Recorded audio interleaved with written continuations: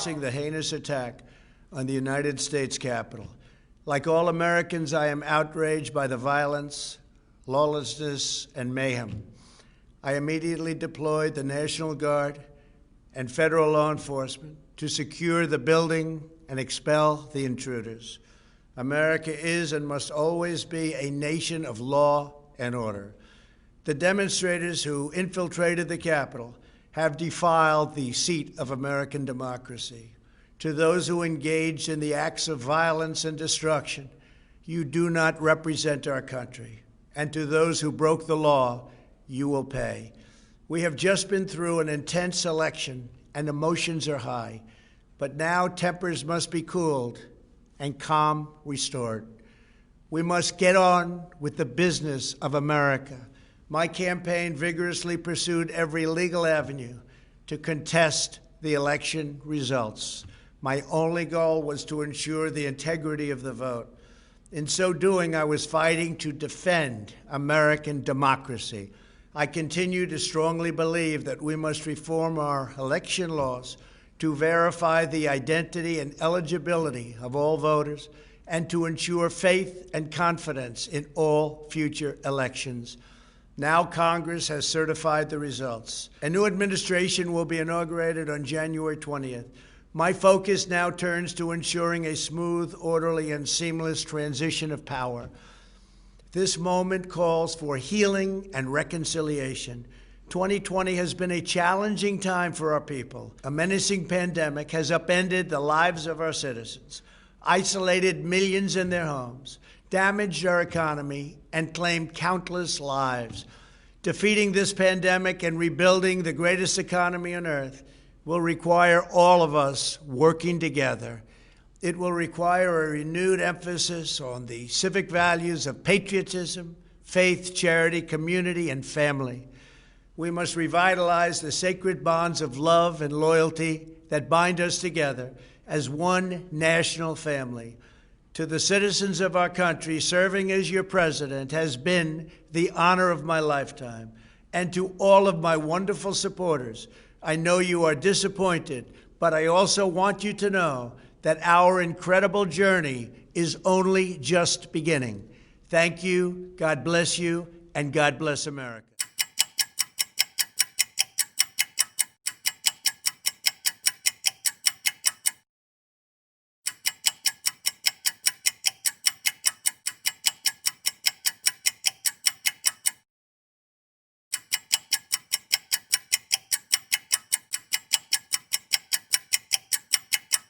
Declared that the racial differences among our people constituted the weakest and most vulnerable point in our social fabric. By constantly probing and straining at this one spot, they calculated that eventually the cloth could be torn apart and that Americans could be divided, weakened, and perhaps even set against each other in open combat. We mustn't kid ourselves into thinking that the communists have placed their agitators only into the black communities. They're working both sides of the street. They want hatred, violence, and bloodshed between the races, and they don't care how they get it or whom they use, even children if necessary. Here is a book that I think ought to be in every home library.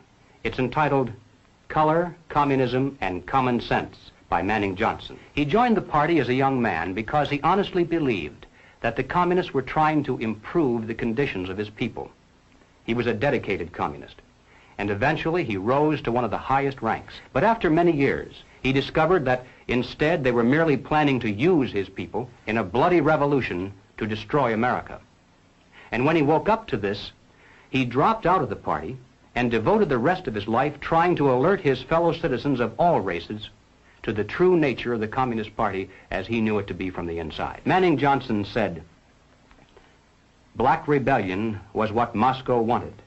Bloody racial conflict would split America. During the confusion, demoralization and panic would set in. Then finally the Reds say, workers stop work. Many of them seize arms by attacking arsenals. Street fights become frequent. Under the leadership of the Communist Party, the workers organize revolutionary committees to be in command of the uprising.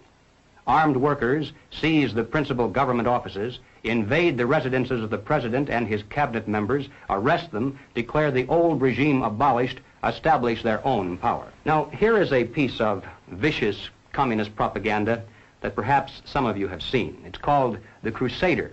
It's written by Robert F. Williams, one of the organizers of the Revolutionary Action Movement. In this issue of The Crusader, the communists call not only for extensive chaos within the cities, but for putting to the torch every village, every forest, every field, and every barn.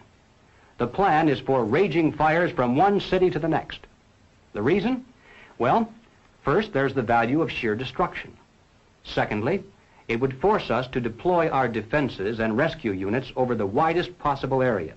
The communists point out that as long as our police and National Guard remain concentrated, they're invincible. But if they can be forced to spread out over the entire city and into the countryside as well, then they can be picked off from ambush one by one. And the third value of massive fire to the communists is psychological.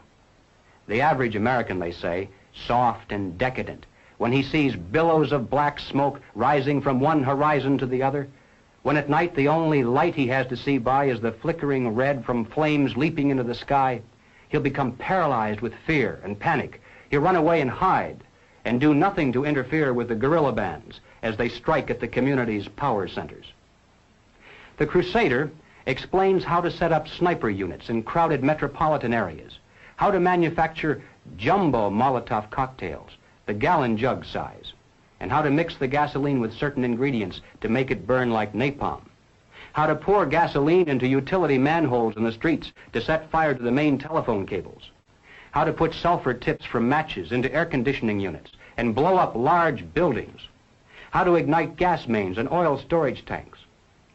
It explains how radio-controlled model airplanes can be used to fly explosive charges over heavily guarded fences into gasoline storage areas or munition stockpiles. It even calls for infiltration into the National Guard units, revolutionaries posing as non-militants for the purpose of getting free military training and for gaining access to critical military supplies and heavy weapons. And then, finally, Robert Williams says this: any all-out minority revolution must create a state of crisis wherein almost all of the male population would be forced to remain in their homes to protect their property and families. The middle class is very large, but it is not accustomed to deprivation and terror. Because of its affluence, it has waxed soft. It has no stomach for massive fire, blood, and violence. The motive force behind its life drive is its endless pursuit of prestige, conspicuous consumption, and sensual pleasure. A few years of violent, sporadic, and highly destructive uprisings will set the stage for the grand finale.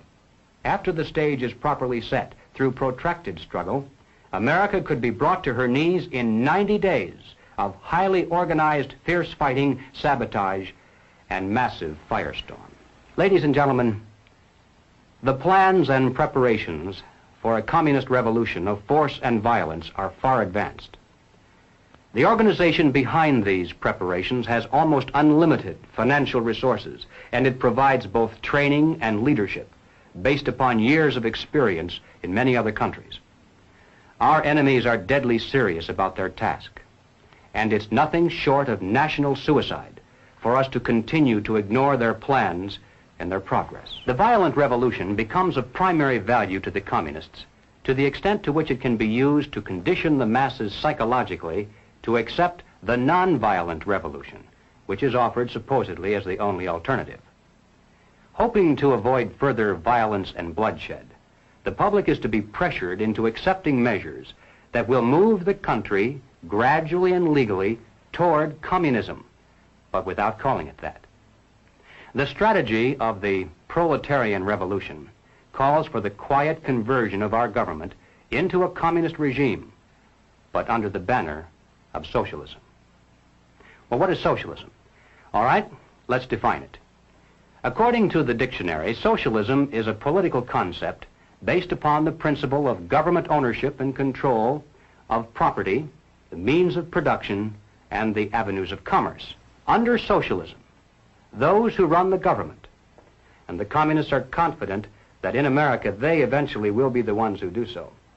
Those who run the government will know who is to get something and who has to wait, and that represents control over human beings. What has all this to do with the communist revolution in America? Well, ladies and gentlemen, it has everything to do with it, because the building of socialism is the communist revolution in America. It represents the process whereby our country can be moved gradually toward communism without the people even being aware of it. No matter what grievance we may have, real or imagined, no matter what national problems we may face, the communists seize upon these as excuses to build socialism.